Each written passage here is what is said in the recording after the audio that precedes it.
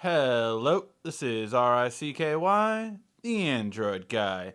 Hey guys, today coming at you with another phone review, and this is for the Huawei Mate 8. Now, the Huawei Mate 8 was a really interesting surprise for me. One, it's the first main Huawei phone that I reviewed other than the Nexus, so I really got a sense for their UI, what makes them different, and what makes them similar from other products. And really, it really is different from almost every other Android. First and foremost, the thing that you definitely have to get used to is you do not have an app drawer. What does that mean?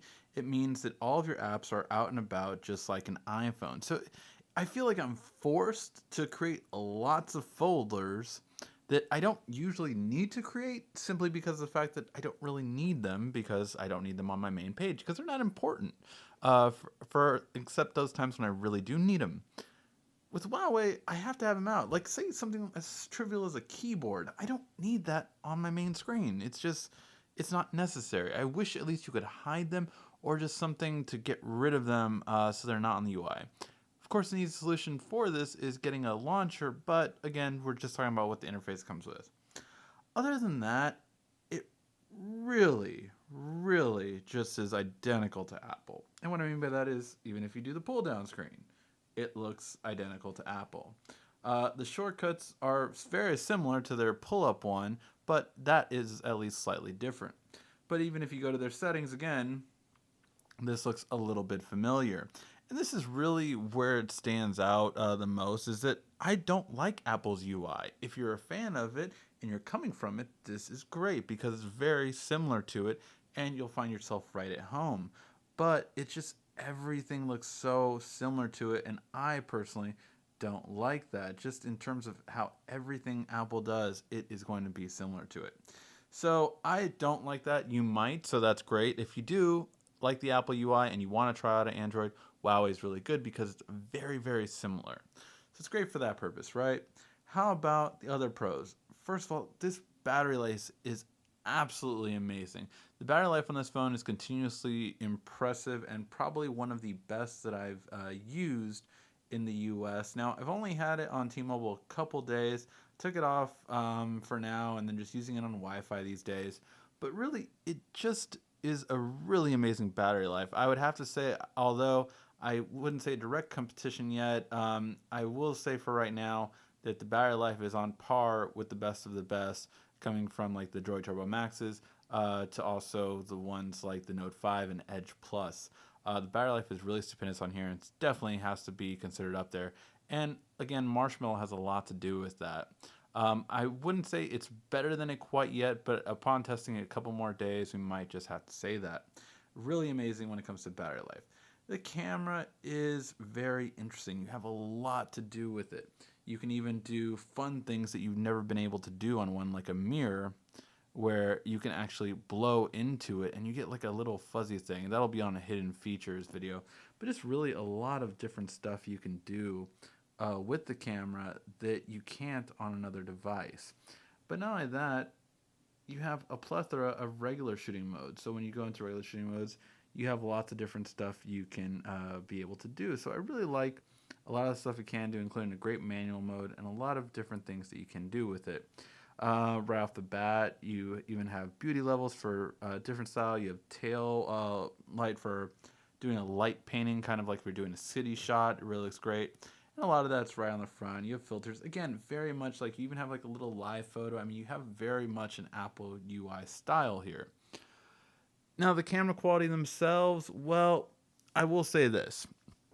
When we put them up to a computer screen, they look very clear, but I really would say they're a little bit more dull than I'm used to. Very clear. I mean, even as you pinch to zoom and see the text, you can read things very clearly. So really great when it comes to detail. I mean, the things you can read on here are just really good, very clear overall. But again, it just doesn't pop. Selfies are very cautionative, as even if you mean to turn everything off, it will still do these weird things. So right here, it made my face look very weird to be able to do that. So that's obviously not how my face looks. But so you have that ability.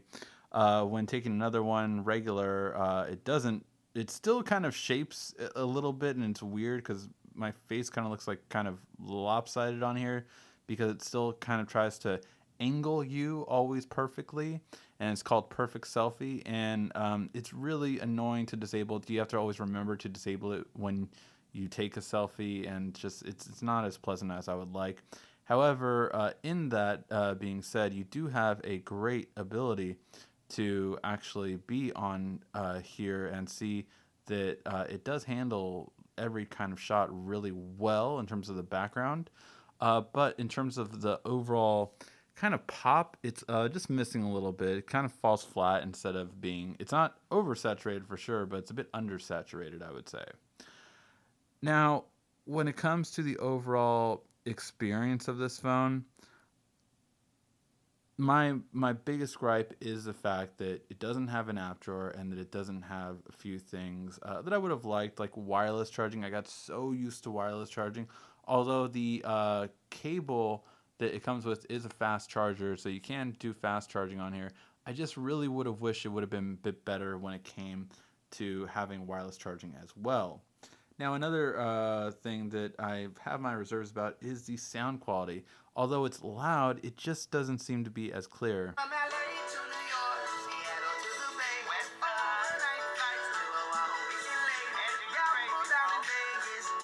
Just seems a bit muffled always.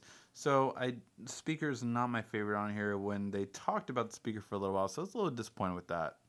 Overall, I love the design of the phone. It really is a great kind of finish and style. The metal, though, really feels like an iPhone again. So even just the metal feels like it. But, you know, it's a good-looking overall Android device. Now, the biggest thing, of course, has to be also considered with price. So this will range in the U.S. anywhere from about $500 to about $650 to $700, depending on which version you get. You have 32, 64, and 128.